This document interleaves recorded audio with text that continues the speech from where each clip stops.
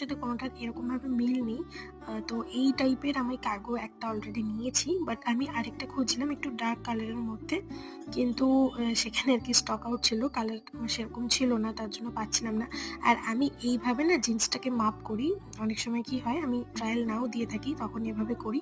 যাই হোক, সেখান থেকে একটা জিন্স তো কেনা হয়ে গেছিল। তারপর আমি গিয়েছিলাম সিটি স্টাইল। ওখানেও মোটামুটি জিনিস বেশ ভালো ছিল। আর এখানেও আমি সেই কার্গো টাইপেরই প্যান্ট দেখছিলাম, কারণ আমার এই ধরনের পরতে খুবই আরাম লাগে। আমার মনে হয় গরমকালের জন্য বেস্ট। তো মা এখানে অনেক রকম কালার খুঁজছিল, বাট দেখো এটা আমার ভীষণ পছন্দ হয়েছিল। আমি যদিও প্রত্যেকটা ট্রায়াল দিয়ে আমি তোমাদের সঙ্গে শেয়ার তো করবই, বাট এটা আমার খুবই পছন্দ হয়েছিল বলে আমি এটা ট্রায়ালের জন্য নিয়ে গেছিলাম। আর এখানে মায়ের কয়েকটা জিনিস নেয়ার ছিল, তাই মা এগুলো সব দেখছিল। মোটামুটি কালেকশন ভালোই লাগছিল। যাই হোক, স্ট্রিট শপিং করতে তো আরও বেশি ভালো লাগে, সেগুলোও করেছিলাম।